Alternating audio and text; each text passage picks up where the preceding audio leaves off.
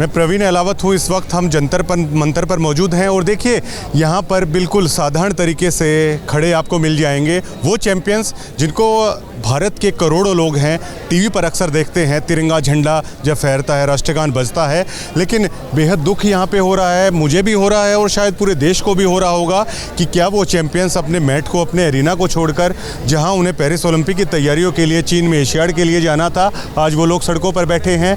अमित दहिया हमारे साथ हैं, भारत के एक चैंपियन रेसलर भी ये हैं। दहिया साहब, मैंने जैसे कि बताया कि ये पूरा देश आपको देखता है टीवी पर और आपकी आंखों में भी आंसू होते हैं जब आपकी मेहनत रंग लाती है और तिरंगा है वो फहराता है। लेकिन जनाब ये देखिए, देश का इतना नाम रोशन करने के बाद आप लोग तो सड़कों पे हैं, कितना दुख हो रहा है। देखिए, दुर्भाग्य है हमारा कि हम यहाँ हैं, नहीं तो हम मीडिया जब कवर करती है जब हम मेडल जीतते हैं। आज कवर कर रही है कि हम धरने पे बैठे हैं, तो धरने पे किस लिए बैठे हैं कि जो हमारी बात है वो सुननी नहीं जा रही है, तो उसके लिए हम यहाँ धरने पे बैठे हैं। जो हमारे अध्यक्ष जी हैं वो तानाशाह हैं, वो बिल्कुल एक तरफा चलाते हैं। जैसे आप देखेंगे कोई भी कंपटीशन है, जिस पहलवान की मर्जी है वो खेलता है, नहीं मर्जी है तो नहीं खेलता, इसको इंजरी है, उसको फिट नहीं है, वो तो नहीं खेलेगा। तो ऐसा रूल बनाया हुआ है कि आप इस कंपटीशन में खेलो और पैसे भी दो, 1000 रुपये की फीस भी लगती है उसमें, और रैंकिंग सीरीज़ एक टूर्नामेंट बनाया हुआ है, तो उसमें आप खेलो, नहीं खेलोगे तो आपको बैन लगा दिया जाएगा। कब से ये तानाशाही कितने सालों से चल रही है? ये देखो, शुरू में पहले तो बहुत कम थी, जैसे हमारे सीनियर पहलवान थे, सुशील थे, योगेश्वर थे, तो वो उस टाइम पे इनसे बातचीत करके वो कर लेते थे हल। उसके बाद जाने के बाद थोड़ा सा ये और ज़्यादा तानाशाह आ गए हैं, तो ये ऐसा मानने लगे हैं कि जो कुछ हूँ मैं ही हूँ। तो किसी भी पहलवान खिलाड़ी का कुछ नहीं मानते हैं, ये जो कुछ चलाते हैं अपनी मर्जी से चलाते हैं। कितना दुख आपको होता है, क्योंकि आप भी एक देखिए बेहद एक आम परिवार से आके आपने देश का नाम रोशन किया था, तो दुख हो रहा है कि चैंपियन सड़कों के ऊपर बैठे हुए हैं। क्या इससे पेरिस ओलंपिक में भारत की संभावनाओं पे फर्क पड़ेगा? जी बिल्कुल पड़ेगा, कि आदमी का दिमाग जब रेसलिंग से हटके दूसरे मुद्दों पे चलना शुरू हो जाता है। हम देखते हैं हमारी कोई वीडियो पहले के ट्वीट हैं वे उठा के देखते हैं, तो उनसे मनोबल बहुत ज़्यादा टूटता है कि कल ना हमारे साथ भी ऐसा हो सकता है कि हमने पहले किसी के साथ ज़बरदस्ती ट्वीट कराए हैं, जैसे बजरंग बता रहा था कि उसके ट्वीट अभी उठा रहे हैं। तो इससे तो बहुत ही ज़्यादा फर्क पड़ेगा, क्योंकि हम उनसे उलझेंगे या मैट से पहलवानों से उलझेंगे। देखिए, आपको पहलवानों को माना जाता है, देखिए नर्म होते हैं पहलवान लेकिन ताकतवर भी होते हैं।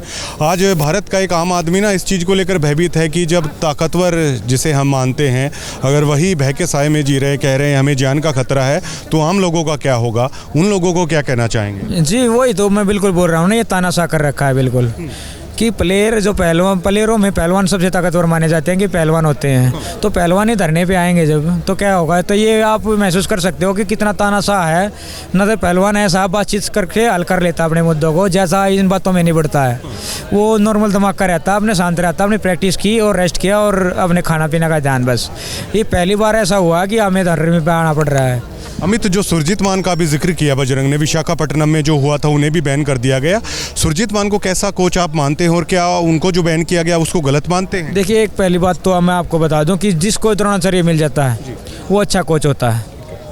तो अपने पैर उसको किस लिए बैन किया गया है कि वो मैट पे चढ़ रहा है भाग के, तो अपने खिलाड़ी के लिए ही तो मैट पे चढ़ा जाता है। हम दूसरे के खिलाड़ी किसी की बाउट चल रही है उसमें तो नहीं जा सकते। तो ऑब्जेक्शन हमारा रेफरी जब खिलाफ देता पॉइंट, तो हम ऑब्जेक्शन करने के लिए तो जाएंगे मैट पे।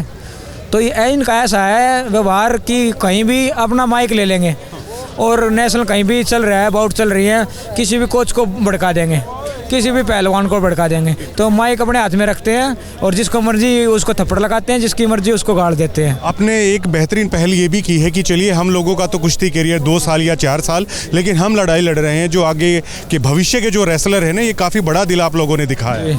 जी देखो, हमारा जो होना था हो चुका है कि हम अपनी सर्विस करते हैं या अपनी एकेडमी खोल रखी है या कुछ भी है, तो अब जो आने वाला भविष्य है वो तो सुरक्षित हाथों में हो।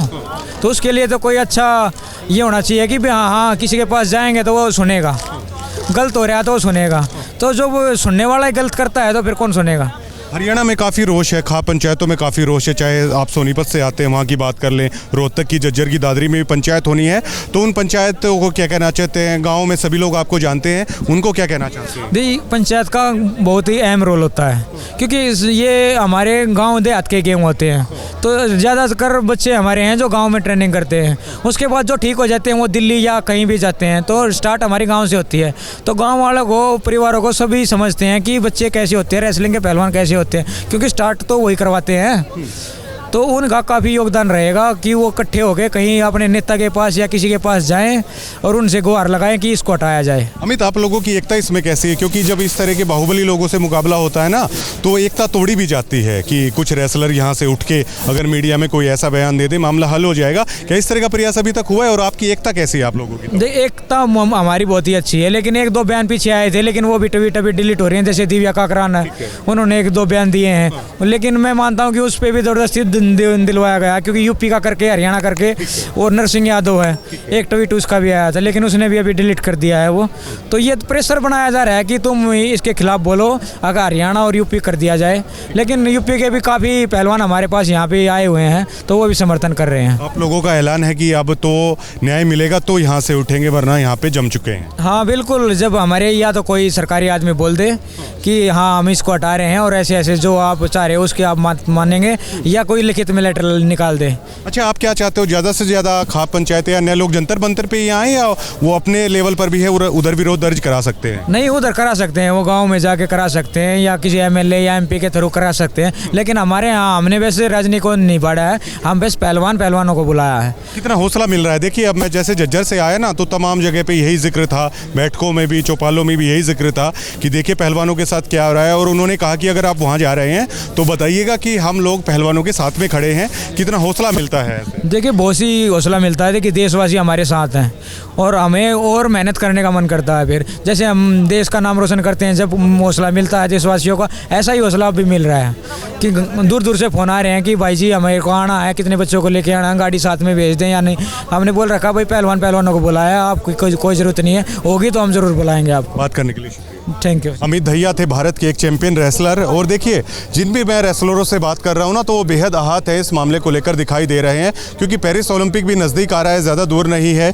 चीन में एशियाड भी होना है, वो भी ज़्यादा दूर नहीं है। और रेसलिंग एक ऐसा खेल है कि यदि आप एक सप्ताह, 10 दिन, 15 दिन के लिए भी अगर अपने मैट से दूर हो जाते हैं ना, तो बेहद फ़र्क पड़ता है। कोई रेसलिंग ऐसा खेल नहीं है कि आप 2 महीने, 4 महीने, 6 महीने आराम से रेस्ट लेके दोबारा आ जाइए, क्योंकि एंडोरेंस का खेल है, स्पीड का खेल है, पावर का खेल है। और अगर हर रोज़ अगर आप प्रैक्टिस नहीं करते हैं ना, तो आपकी स्पीड, स्टेमिना, एंडोरेंस पर काफ़ी फ़र्क पड़ता है। और चलिए, ये वो रेसलर हैं जो पेरिस ओलंपिक के लिए लड़ रहे हैं, और पूरी दुनिया के जितने टॉप रेसलर्स होते हैं वो ओलंपिक्स में आते हैं, तो कहीं ना कहीं जो बाकी रेसलर्स हैं वो बेहतर तैयारी कर रहे होंगे।